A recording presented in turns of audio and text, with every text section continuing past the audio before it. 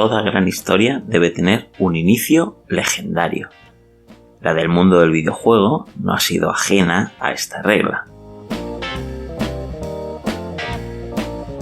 En el programa de hoy reviviremos los primeros pasos de grandes leyendas como Mario, Link o Sonic, además de descubrir los cimientos de sagas tan míticas como Final Fantasy, Street Fighter o Metal Gear Solid.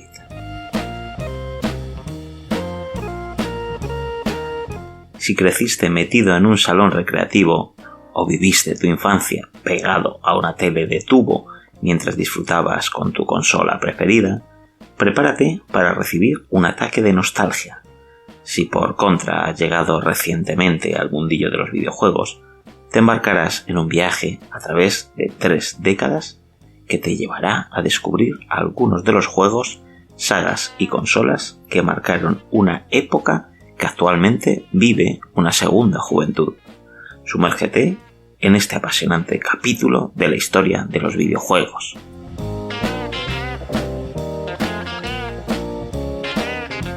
Esto que has escuchado es la contraportada del libro La Edad de Oro de los Videojuegos 1970-1999, la historia del retro gaming, lo que nos da la excusa perfecta para hablar de la historia de los videojuegos en este programa especial de Academia Friki. Toma asiento que empezamos a aprender, todos juntos, en la Academia. Raúl Pacman al micro y David Zoiber en la sala de máquinas te saludamos desde esta Academia Friki, tu podcast sobre videojuegos, cine, cómics, literatura, ciencia, tecnología y toda la cultura friki que a ti y a mí nos interesa.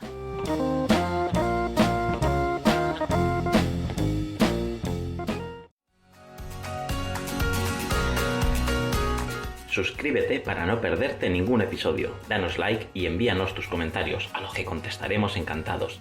Y si te gusta el podcast y quieres que siga vivo mucho más tiempo, puedes ayudarnos apoyándonos en iVoox. Eso nos dará continuidad y podrás acceder en exclusiva a todo el contenido, con programas solo para mecenas y otros muy especiales. Y recuerda que estés escuchando al otro lado es lo que hace que la nave de Academia Friki tenga combustible en su viaje por las ganas de aprender.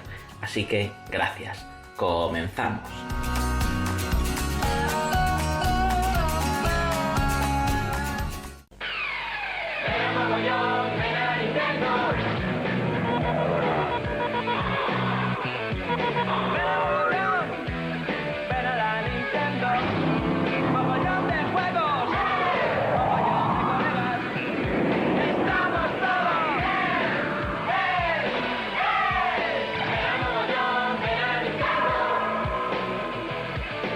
Nintendo es Paco.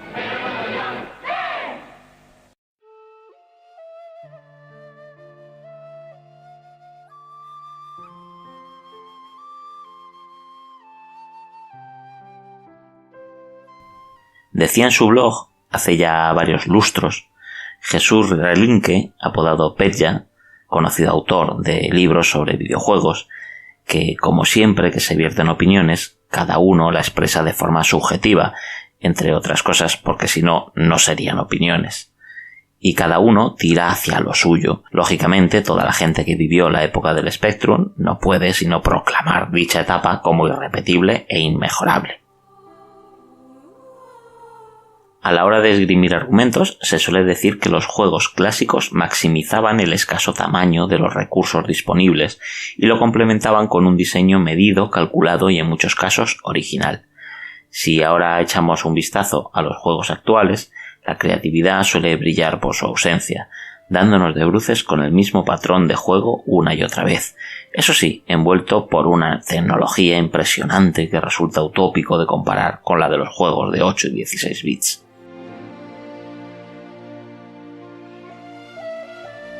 Sea como fuere, los videojuegos llevan muchas décadas acompañándonos, creando recuerdos en nuestras vidas, y sea porque recordemos la Atari 2600, el Spectrum, la Mega Drive, la PlayStation, los salones recreativos, la Nintendo Switch, el Candy Crush, el Minecraft, el Fortnite, el Roblox o una increíble biblioteca de juegos gratis en Steam, las experiencias que nos brindan, aunque cambien las generaciones, son imborrables. Ivan Battle, quien ya se metió en el mundo literario del manga en su libro Manga y Anime de 2021, ahora emprende una nueva aventura sobre otra de sus grandes pasiones, los videojuegos, y nos presenta La Edad de Oro de los Videojuegos 1970-1999, un libro editado por Red Book Ediciones con una presentación chulísima, donde aborda desde la prehistoria videojueguil con la antiquísima consola Odyssey de Magnavox, hasta los últimos títulos grandes que cerraron el siglo XX en PlayStation, en Nintendo 64 o en Dreamcast, pasando por supuesto por todos los grandes sistemas de 8 y 16 bits, las revistas de videojuegos, los salones recreativos y las sagas más potentes que ha dado la industria.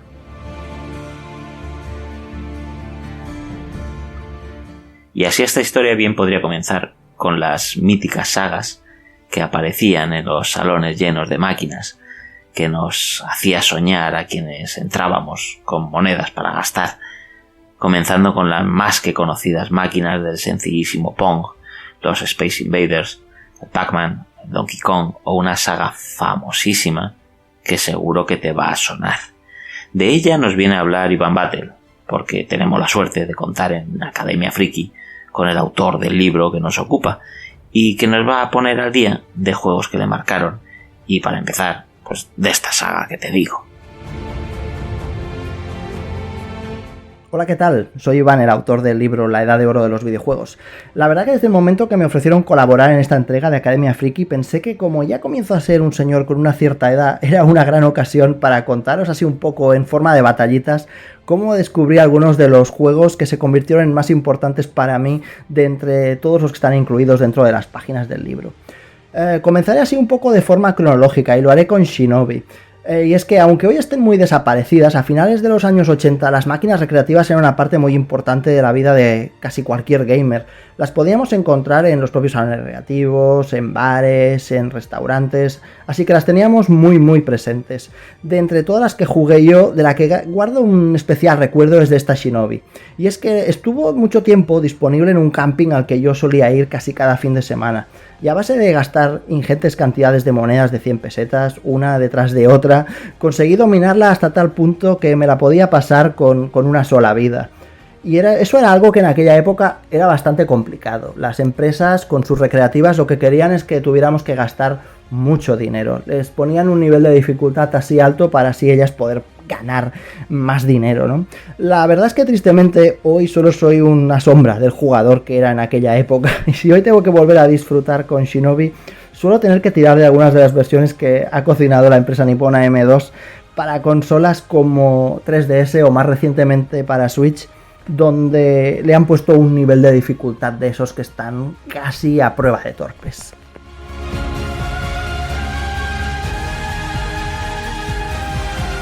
Momento importante y punto de inflexión en la historia de los videojuegos tras las primeras consolas de Atari, de Coleco, de Mattel, después de la explosión de los juegos en ordenadores de 8 bits, que supuso un buen flujo de dinero para varias compañías españolas en los 80, como ya sabemos, y tras los primeros arranques exitosos de Nintendo por aquellos años, fue sin duda ese momento que digo, de ese punto de inflexión, el desembarco en el mercado de la portátil Game Boy, con cientos de títulos divertidísimos, pero con uno de sus caballos de batalla en un juego que creó verdadera adicción. Voy a continuar el repaso a estos juegos que me han marcado un poco con Tetris, en su versión sobre todo de Game Boy, que es donde lo descubrí. Yo por aquellos días, cuando la consola de Nintendo se lanzó al mercado, era principalmente un jugador de PC. Ahí estaba yo todo feliz jugando con mis aventuras gráficas, mis simuladores de vuelo, bueno, y tantos otros juegos que habían en la plataforma. Un buen día mi padre, recuerdo que fue de viaje a Holanda y cuando volvió pues me trajo la Game Boy, para mi sorpresa. La verdad que no me la esperaba para nada. Yo ya os lo he dicho, era pecero, lo reconozco. En aquella época era pecero 100% casi. Sí que jugaba a consolas, pero en casas de amigos, pero no tenía esa necesidad de tener una consola. Así que cuando llegó la Game Boy fue para mí toda una sorpresa y la cogí con un poco de escepticismo, ¿no? Y más con el Tetris. Digo, uy, un puzzle, ¿qué esperar? No creo que sea un gran juego, ¿no? No esperaba demasiado. Vaya error que cometí. La verdad que fue ponerle el cartuchito en la ranura, arrancarlo y quedar ya hipnotizado, fascinado. Ese efecto Tetris que dicen, ¿no? Casi. Fue toda una sorpresa. La sorpresa fue aún más grande porque no fui el único que lo disfrutó. Mis padres empezaron a jugar con él y empezamos a generar una dinámica como familiar de pique. Íbamos jugando una partida a uno, una partida a otro, luego íbamos saltando, íbamos rotando la Game Boy y luchábamos pues por ver quién conseguía la mejor puntuación, ¿no? Sin ser un juego multijugador, casi entramos ahí en ese punto de multijugador. Y la magia que tiene este juego quizá es esa, ¿no? Que incluso gente que no era para nada gamer acabó muy enganchada con él y quizá descubrieron su primer videojuego.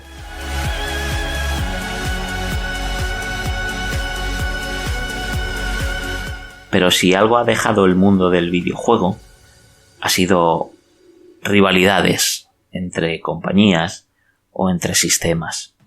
Spectrums contra CPCs y ellos mismos contra MSX o Commodores. PlayStations contra Xboxes. FIFAs contra Pro Evolutions. Han dado para mucho debate, que hay quien se empeña hoy día en rescatar todavía en duros debates por internet. Pero bueno, como decía la canción del pirata, allá muevan feroz guerra ciegos reyes por un palmo más de tierra que yo aquí tengo por mío. Bueno, pues eso, que quien quiera batallar, que batalle, sin problema. Pero por encima de todas estas rivalidades, quizá se encuentre el duelo más mítico, el de Sega Nintendo, que en los 90 pues era seña de identidad en el mundo del videojuego.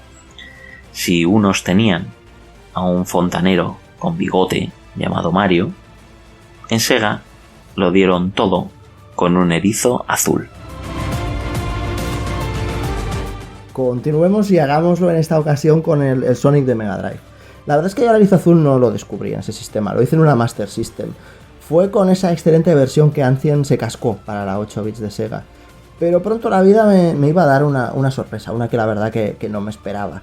Era habitual eso, descubrir un juego, una consola en casa de un amigo. Ibas ahí, jugabas con su Master System, jugabas con su NES y de pronto pues te la querías comprar, se la pedías a tus padres. Y la cosa a mí se me torció un poco. Yo quería esa Master System, la verdad, porque me enamoré de ese Sonic, de Rastan, de Alex Kidd, y la cosa se me torció. Pero en esta ocasión debo reconocer que para bien. Antes os he comentado, si os recordáis, que yo iba habitualmente a un camping cada fin de semana. Pues ese camping estaba muy cerca de Andorra y a principios de los 90 ir a Andorra era sinónimo de encontrar muy buenos precios en tecnología, algo que por desgracia ha cambiado bastante. Cuando ya mis padres finalmente, yo quiero una Master, pues al final se decidieron a comprarme una Master System, se encontraron con que en Andorra el precio de la Mega Drive era casi el mismo, el de la 8 bits. Así que me preguntaron que cuál quería y como, bueno, del todo tonto no era, ¿no? Pues acabé con una Mega Drive en casa en un pack junto con el Sonic. A partir de ahí, pues la de horas que recuerdo, ¿no? Disfrutando con esa endiablada velocidad y todo el plataformeo. Aunque a día de hoy puedo afirmar que sigo odiando la zona acuática igual que aquel primer día que la jugué, la verdad es que creo que no hay año que no le eche una rejugada a ese gran juego de Sega.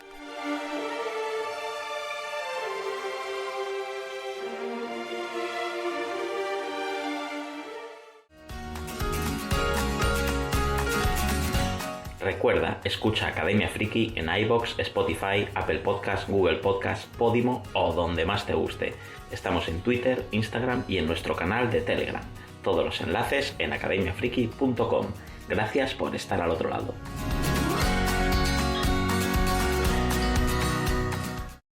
Son los originales, son lo último, son los PC Games de Planeta Agostini. Las últimas novedades en juegos PC con todos sus trucos y a precios bajísimos. Los fascículos 1 y 2 y los juegos Lamborghini y el gran estreno. Heimdall 2 por solo 1.995 pesetas.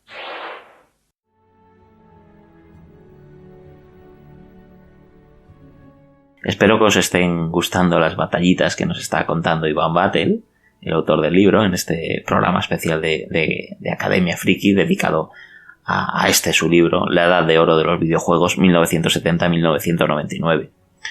Os cuento alguna cosa más de Iván, del autor, ya que es pues bueno, nuestro invitado colaborador de hoy. Iván es gamer desde su infancia, ha podido vivir el crecimiento de una de las aficiones más importantes de la actualidad. La aparición de los primeros blogs le animaron a hacer un seguimiento de las noticias sobre videojuegos que iban llegando desde Japón. Y con este libro, del que hablamos hoy, ofrece su personal recorrido por un mundo de los videojuegos pues bueno, que tantas alegrías nos ha dado y que bueno, os recomendamos sin duda desde Academia Friki, porque además de tenerlo todo sobre lo más importante de la historia de los videojuegos, es que además el diseño del libro está chulísimo. Tiene adaptadas, por ejemplo, las páginas a los contenidos. Vamos, que si nos habla del Pong, pues lo hace con páginas amarillas y de borde negro que simulan la máquina arcade original. O en otras páginas hay fondos de selva, plátanos y barriles que están decorando esas páginas que dedica al Donkey Kong Country, por ejemplo, por poneros un par de ejemplos.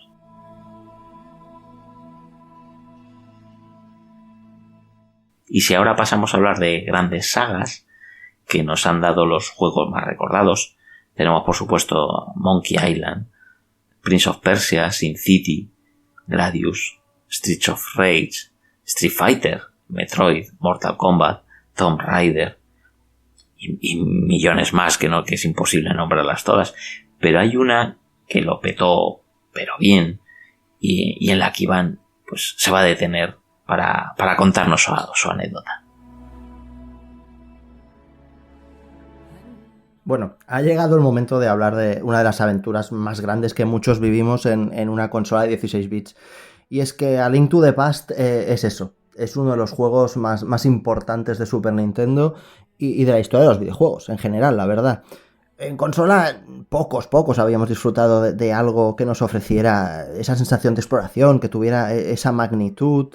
Yo, como en otras ocasiones, la verdad es que la primera aproximación a ese viaje de Link a través de Hyrule no fue en una consola propia. No tenía un Super Nintendo, estaba con Mega Drive y la jugué en casa de un amigo.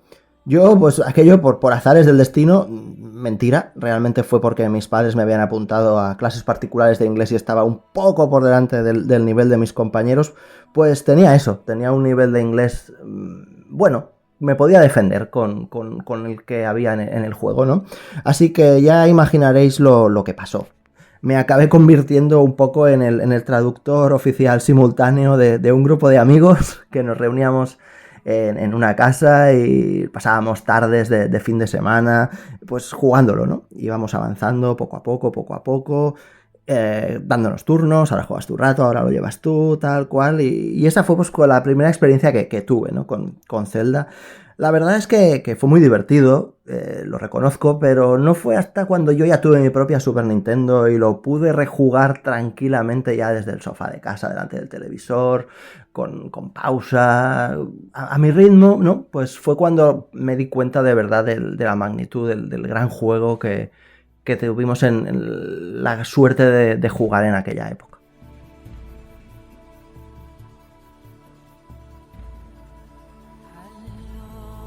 Quizá uno de los grandes géneros, tanto en salones recreativos como en las consolas u ordenadores domésticos, han sido los juegos de conducción. Sería imposible nombrarlos todos, pero así de primera quizá nos vengan a la mente pues, los Gran Turismo, o los Super Monaco GP, o el Viaje 1 Pole Position. Pero hay dos títulos que llevaron eso de los juegos de coches a otro nivel.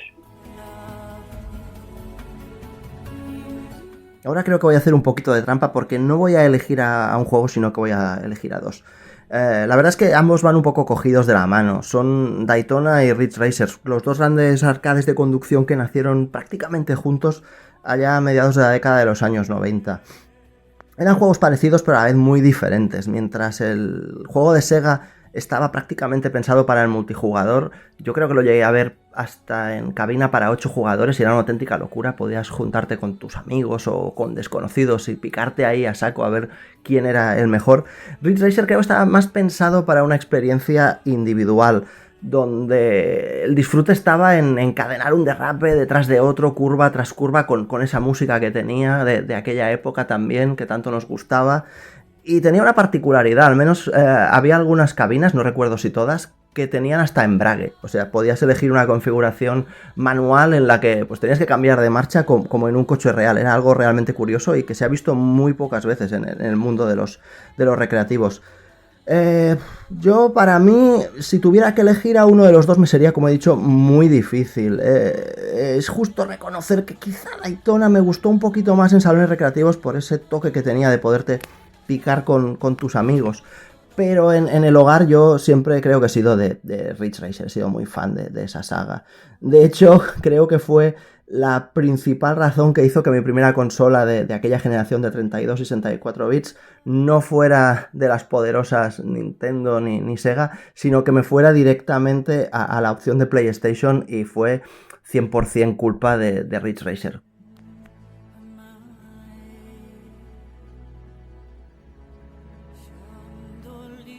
Al final, juegos que consideremos obras maestras hay muchísimos, y la subjetividad de cada cual hace que la opinión de unos no tenga nada que ver con las de otros. Hay quien considera que hay títulos irrepetibles, como Half-Life o Tekken. Otros dirán que las cotas alcanzadas con Doom o Final Fantasy son inigualables. O hay quien está convencido que un Castlevania o un Super Mario Kart, por ejemplo, han sido la cúspide de diversión en el sector. No pasa nada, todos tenemos razón y a la vez nadie la tiene. Para Iván, por ejemplo, pues bueno, se nos va a despedir con la obra maestra o con el título que él ha elegido como su obra maestra, y no creo que sea el único que opine así de este juegazo. Voy a ir cerrando la paradita y creo que voy a hacerlo con Metal Gear Solid. Recuerdo que redescubrí esta obra maestra de Hideo Kojima incluso antes de que las revistas españolas del sector hablaran sobre ella. Por aquellos días en Barcelona era relativamente fácil conseguir revistas japonesas como Famitsu o PlayStation Magazine, y fue ahí donde me topé con las primeras imágenes de este juego, ese monstruo que nos estaba preparando Kojima para PlayStation. El tiempo pasó y sí que empezaron a llegar las primeras previews a superjuegos o hobby consolas. Ahí con esas imágenes y las que seguían llegando de Japón, mi nivel de hype ya llegó a niveles insospechados, que creo que pocas veces he vuelto a alcanzar en cualquier videojuego. No me preguntéis cómo, pero acabé consiguiendo una copia japonesa de Metal Gear Solid. Y fue ahí donde viví uno de los combates más duros que recuerdo de toda mi vida como gamer. Fue contra Psycho Mantis. Los que hayáis jugado a Metal Gear sabréis que si cambiabas el mando de puerto del 1 al 2 no podía leerte la mente y se convertía en un rival mucho más asequible. Si no hacías eso, pues casi cualquier vez que le disparabas te esquivaba. Era duro, muy duro de roer.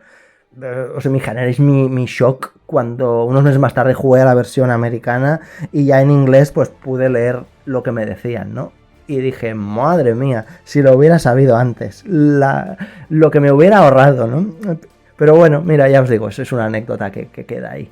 Al final volví a jugarlo por tercera vez y, qué decir, uno de los mejores doblajes, ¿no?, que se recuerdan de la historia del videojuego aquí en España, el que nos acabó regalando Konami con la versión de aquí, la versión en castellano de Metal Gear Solid.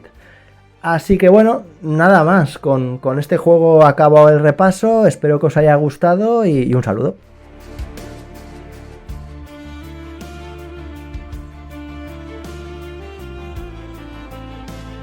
Vamos a ir cerrando este episodio especial de Academia Friki con este brevísimo repaso que hemos hecho a la historia de los videojuegos. Recordamos el libro La Edad de Oro de los Videojuegos 1970-1999, la historia del retro gaming, editado por Redbook Ediciones y escrito por Iván Battle, al que hemos tenido hoy aquí contándonos más sobre su visión de algunas obras clave de la industria. Todo sobre lo que hemos hablado hoy en el programa y muchísimo más lo vais a encontrar en esta obra. El libro lo tenéis en la web de Redbook Ediciones y en todas las librerías, en la Casa del Libro, en FNAC, en Agapea, donde queráis. Os lo recomendamos desde Academia Friki una vez más porque se nota que la edición está muy cuidada y se nota el cariño y el trabajo que han puesto en hacerlo. Nada más, agradecemos a Iván que haya estado con nosotros. Le podéis encontrar en Twitter como @moregadgets, y en Instagram como @moregadgetsmore. Pero te lo agradecemos, sobre todo a ti, oyente, por supuesto, que estás escuchando al otro lado del micro, desde tu rinconcito, en el aula de esta academia.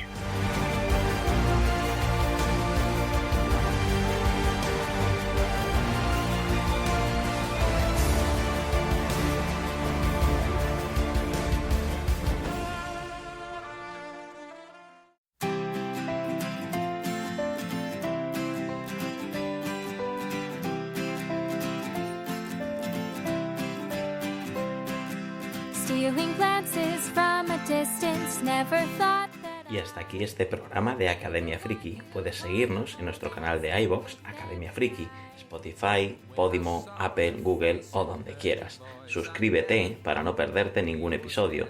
Da like, me gusta y mándanos todos tus comentarios que leeremos y responderemos encantados, porque todo eso hace que podamos estar más veces contigo. Muchas gracias a las y los mecenas que nos apoyáis y dais continuidad al proyecto. Si nos quieres apoyar como mecenas y darle vida al programa, lo puedes hacer en el botón apoyar de iVoox. Y si quieres hablar con nosotros, estamos en Twitter, Instagram, en el email contacto@academiafriki.com y en nuestro canal de Telegram. En definitiva, simplemente gracias por estar al otro lado y darnos tu apoyo. ¡Hasta la próxima! Some would scoff and stare at us, and some would laugh and cry, and others asked our age and wage and raised their eyebrows in surprise. So let's get married. Whoa, let's get married. Whoa, Let's get married. Whoa, whoa, 'Cause we are young.